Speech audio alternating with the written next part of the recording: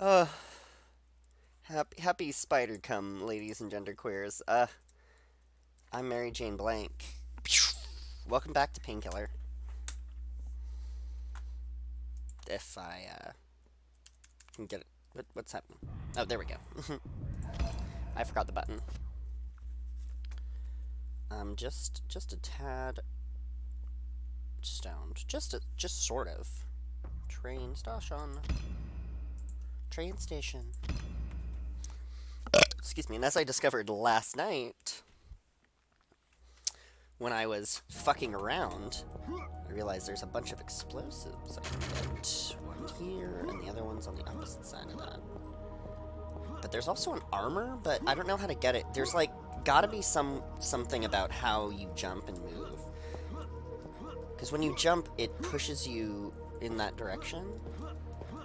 I thought there was another one. Oh, there it is. There it is. Perfect. Alright. It doesn't really go through the other side, I don't think. Yeah, that's why jumping in this game is faster than running, because it flings you in any direction, which is also how you go up like that. Oh, okay, whatever. Which is interesting. And it has to do with pushing the button too, I think. Yeah, because you don't jump very high if you just hit space. It's like... Yeah, you don't jump high, you jump far. Oh, crap. Okay. Now it's the time for the season of bullshit.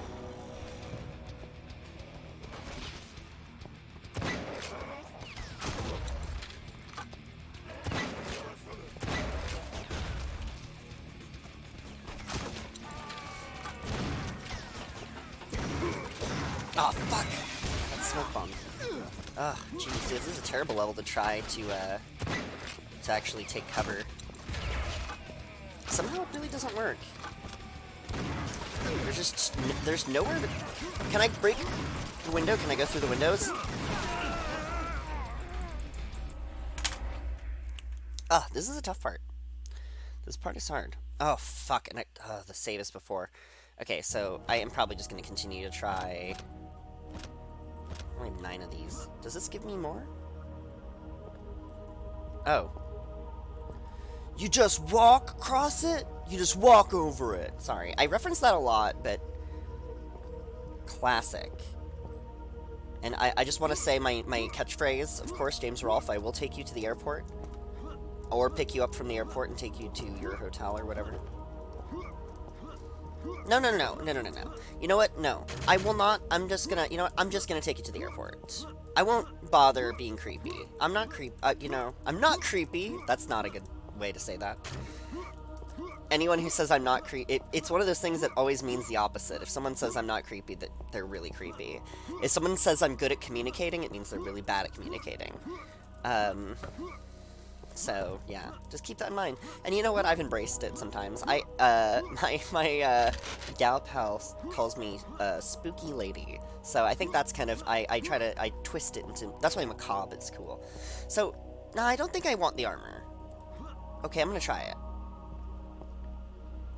Ooh, fuck! Oh my god, okay. So, it's not so simple. Okay, I'm not gonna fuck around anymore. I'm done. Sorry. 3.5 minutes. And I've spent, like, 30 seconds fighting in this first-person shooter game. Although, that's my problem with a lot of these earlier ones, like, Unreal as well, and Half-Life 2 especially. Half-Life, not as much as Half-Life 2, but the same problems, which is that it's all very, oh god.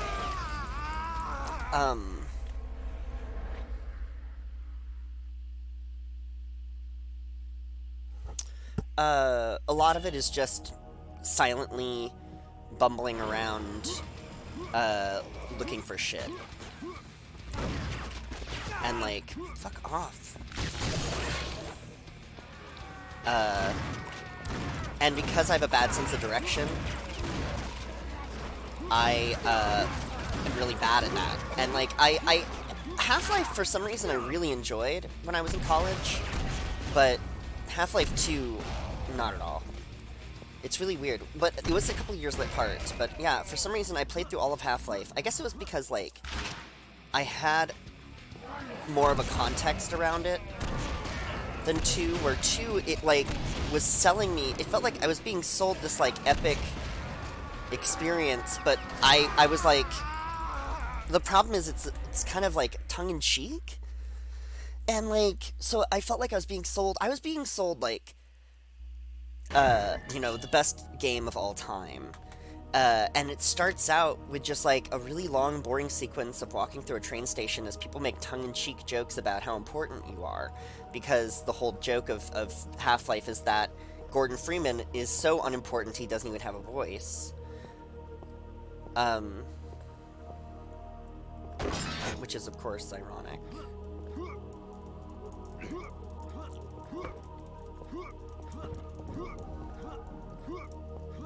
I mean, it's pretty funny that Gordon Freeman is so unimportant, doesn't even have a voice. Couldn't even get a voice. Couldn't even have, like, internal thoughts. That's a problem I have.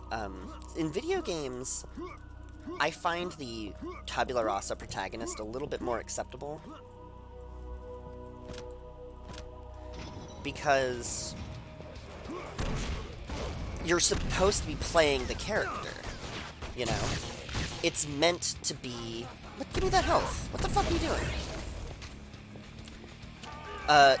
You know, it's meant to be a self-insert because you are literally, like, you're literally playing the character, you know what I'm saying? So it makes sense, like, I prefer character creation over a tabula rasa protagonist, but, like, tabula rasa's protagonist is such a old trope. I was watching a bunch of Lindsay Ellis videos on Lord of the Rings earlier, and, like, I was realizing that. I'm like, you know, what's Frodo's personality? You know? What do we know about him? And I guess he does have kind of a personality, but, like, in terms of, like, when it was pointed out different things like narrative arc and things like that, like, yeah, he does not have, like, it's just, well, I guess it's just how it's written. It's just not the strongest written, but I think that's the reason, because Tolkien is all about myth and understanding of that. Like, his whole idea, which is part of why it's been so effective, is he achieved his goal, you know? He wanted to make a new myth for England. Turned out to be for just white people, but everyone loves it. Even though it is really horrible and eugenic. But, like, again, fantasy. It's a difficult, like, eugenic is a really, it's not appropriate, really, to even apply the term because it's a modern idea and a modern concept, and, like, because, again, you apply a monarchistic lens, and, like, what's eugenics but monarchy, you know? That's eugenics. It's just not for genetic reason.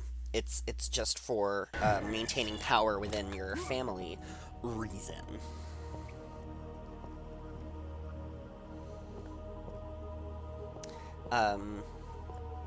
It's just a big deal, you know? Maintaining power and all that shit. All that jazz. Well, okay. I'll fuck that up.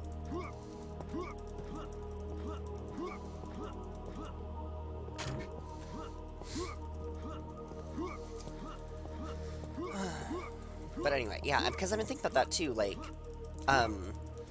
because I want to be writing trash. I know that sounds a really strange thing to say, but what I mean by that is, like, my process of writing is really slow, because I try to explore, like, basically, my writing process is slow because it takes me 2 drafts to get to where I feel good about showing it to somebody else, where the first draft, I find out who the characters are, and so, in the second draft, I better apply that, you know, throughout the whole text. So, like, for example, I've definitely done that where I've rewritten stuff where a character is completely different, and then I have to rewrite a lot to sort of, not rewrite a lot to compensate, but like the story becomes completely different. It's not even rewriting that much. In fact, I didn't rewrite it that much at all. It was, I realized that the story wasn't over, and that there was a much more interesting story in a different, yeah, just a different perspective. Different, a less cynical take, because dystopia is very cynical. Yeah, because it is very much like, things that, oh god, it is very much like, what if things that happen around the world happen to us too? And I appreciate that. As a white American, that certainly makes sense. It is definitely what it is.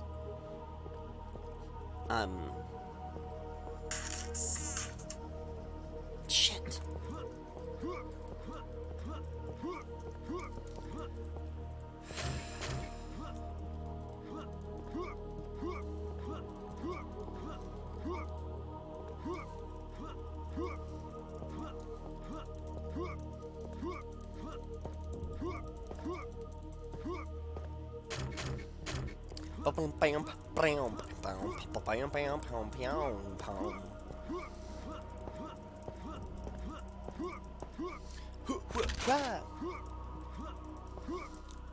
Okay. Anyway. But yeah, so point being, like, because part of my other problem is, it's hard for me to write plots, you know? Like, I can come up with something good, but, like, I don't write, like, character A does X, Y, Z, character B responds, blah, blah, blah, blah. You know what I mean? Like, when I write things like that, that is, like, background to where I want things to be. Where, like, I did try writing some fantasy that mostly got deleted, I think. I think it all got destroyed when my computer died. Where that's sort of part of the intent behind it. Like, I did write a lot, actually. You know, I did take, like, that Tolkien perspective, where, essentially, if you take the entire world of Lord of the Rings, it's 12,000 pages. Oh, no, sorry. That's the full 12 books of Silmarillion. If you take the... Yeah, it's something like that. It was, like, 12,000 pages. And then, like, the actual books added on to that would add, like, another, like, 2,000, I think? Something like that. So... my point being that, like, that's one way of filling out a mythos to a universe. And, like, but the way it's been described to me, it's never been that compelling. And I know this just marks me as part of a younger generation, because my mom loved The Hobbit and Tolkien when she was younger. And so, like, but she never shared The Hobbit with me. You know, once the Lord of the Rings movies came out, that was pretty much it. I don't know what it was. I don't know why I was never encouraged to get into the same things. I guess I was encouraged to get into the same things my parents were, which is just work. And they were like, oh, okay, that should be good enough. And I'm basically like, nope.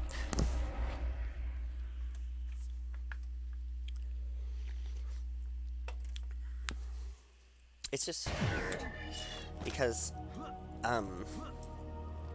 there's explicit and, well, I think there's probably actual education terms for these, but, you know, basically, there's the explicit learning, and then there's implicit learning. So, like, if you learn a lot through observation, and what you make of those observations, like, kind of is what, yeah, is how it sort of focuses your life, and how it affects your life afterward.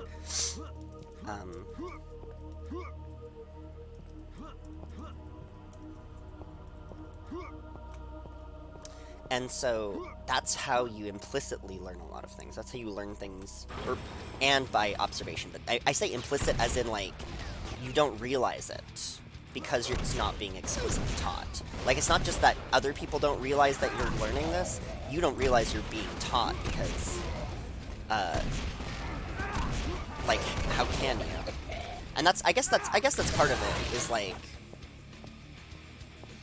is how you make what you make of it. Like, I was very influenced because I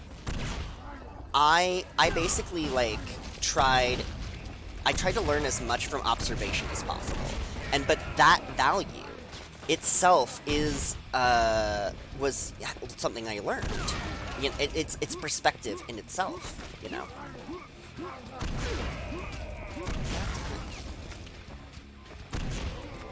Can't really, like, I don't have enough time to actually, like, aim accurately enough to hit all these fuckers. Oh, you go to hell. Actually, yeah, these dudes are worse than the other ones, because they smoke bomb my ass and dot me. They kill me more than these dudes, although these dudes deal tons of damage. No, this is a good part. These enemies are hard as shit. It's definitely effective. God darn it!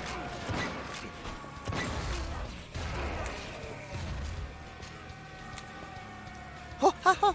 What number is it? 4. Shit! It's a hard one. It's a tough level. There's no fucking cover anywhere. Every place is vulnerable. Oh my god. I need the explosives. The explosives are making this so much better. Darling. And then I should just beeline it for the health and armor. I shouldn't even fucking bother with anything else. Oh, there's shotgun too. Shotgun ammo isn't gonna do me much in this zone, so I'm gonna hop down here. Excuse you. Just grab all this shit. Thank you. Thank you. Oh yeah, and then enemies are gonna appear behind me because this is a spawning zone. Spawn zone. Everyone loves a spawn. Spawn zone. Spawn zone. Who plays Spawn but Spawn? Everyone knows it's Spawn. That's not true. I'm just kidding. What I'm actually referencing is really, actually very obtuse. Oh, fuck. Yeah, this zone is real vulnerable because that grenade launcher guy over there can shoot me. Oh, nailed it! What? I'm like hitting the button to try to do like a melee attack. That's actually not a thing in this game. This is before the era of that being like in every shooter. Because it's awesome, okay? Fuck you if you don't think so. Melee attacks, oh my god, I'm really enjoying it. Oh god, in Dead Space, where you can just fucking stomp on everything. Oh, it's so good. It's so goddamn good. Fuck. I mean, I did spend an hour once in a zone that took me then like 5 minutes to get past. It was pretty funny. Aww. Okay. Inside jokes that don't go anywhere. It's really funny. Yeah, that is a thing. But like, they still left an impression on me. It still left an impression on me. That was cool and useless. So, you know, fun.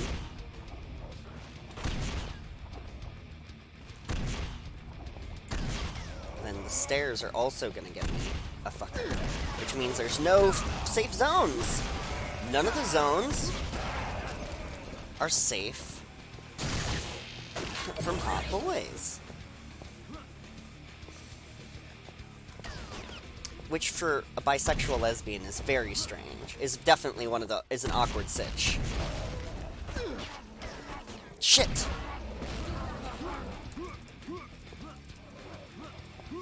Floor to ceiling. Excuse me, hot men. You know what? Shit! I'm gonna advocate against infantilization. But not that it isn't fun for me, as of course, as a trans woman, to call my best friend girl and stuff like that. And definitely woman friend and man friend sounds like very like 1950s, like science fiction. Like it's like what they would use to show that like this planet doesn't understand our ways, like love, sex. What's that? You know, it's like the weird prude alien, which is a strange. I don't know if that's a trope or not, but like it actually sounds like a porn trope. I just realized. Because, like, the sex alien is definitely a trope. But the prude alien? I don't know. I thought humans are usually the prudes. Humans are the prudes. This spot is fucked up. How the fuck? Like, seriously. It's like crazy daisies that there's so much consternation. Like, there's literally no places to, like, get a good, like, angle on anything. You have to just be constantly moving, constantly... What the fuck am I supposed to do with these boys? Huh? Sound like a divorced parent. What am I supposed to do with the boys? I can't relate to them. I don't know what they like. I don't know what they want to do.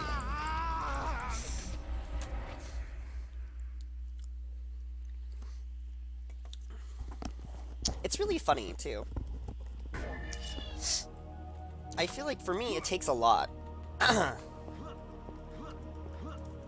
Before I have to learn a lot before I can't relate. Because there's just so many human experiences.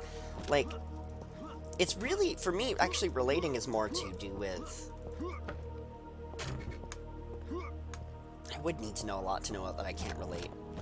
Because, like, yeah, I can't relate to things a lot of what some folks say, but, like, everyone's got, like, anxiety and depression. I can relate to that.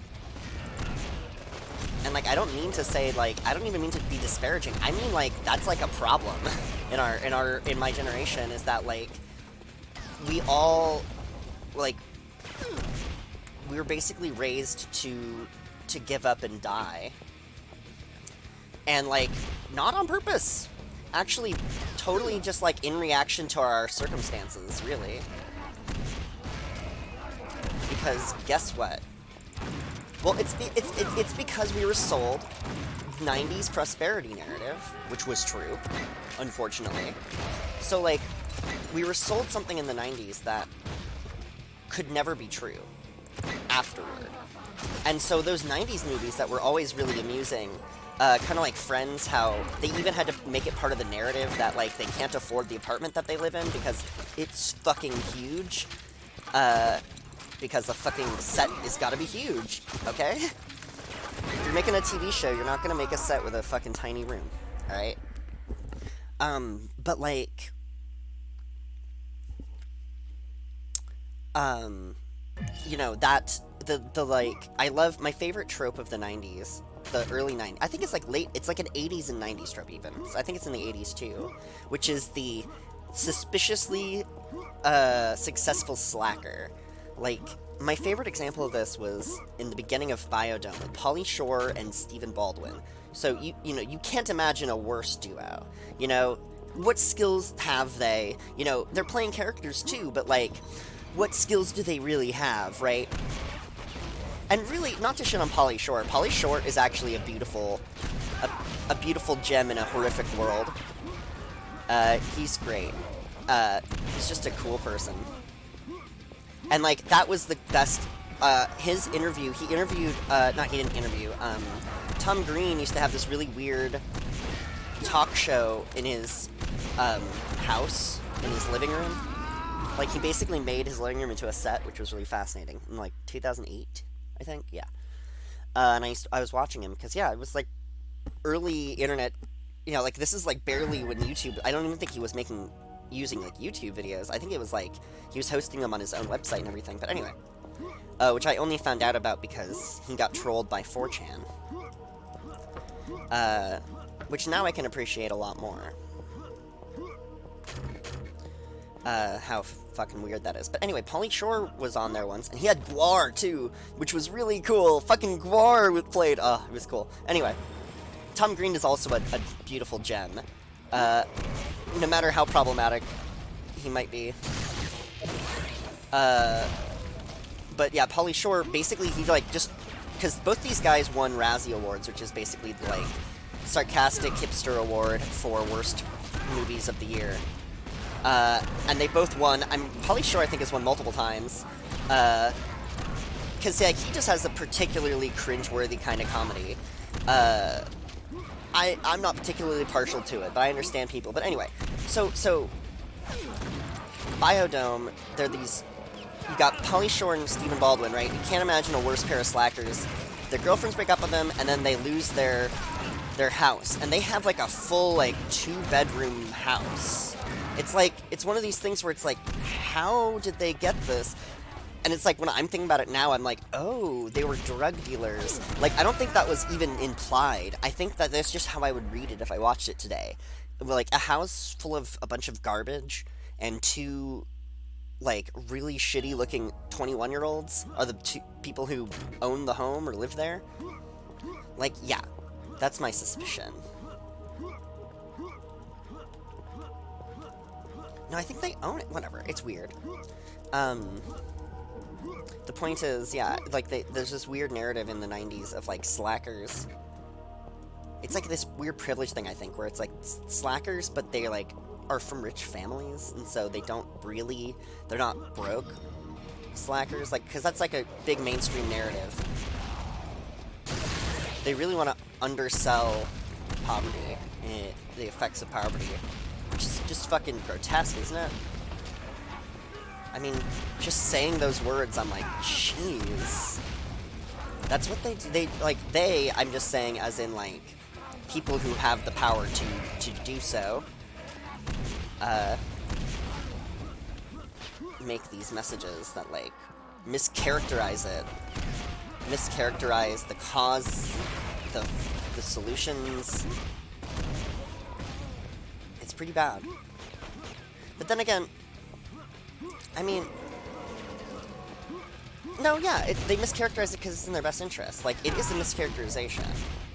Because, like, we have solutions to a lot of the problems that face our world that, for whatever reason, capitalism is unwilling to fix. Is unwilling or unable to fix. And people who are in power, people who own corporations, people who, like, the shareholders, stockholders, CEOs, all these people, it's in their interests for everybody else to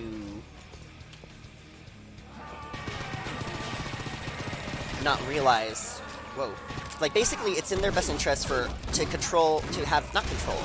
to own the commodities that make up our lives, and more so.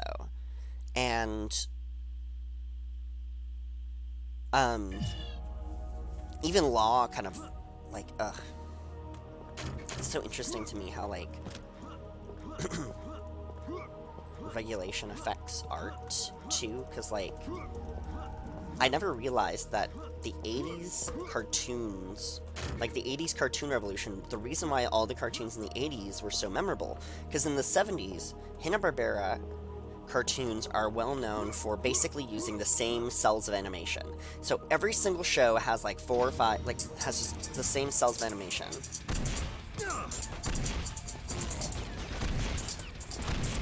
Alright. Oh, shit. Well, I'll see you next time, ladies and genderqueers.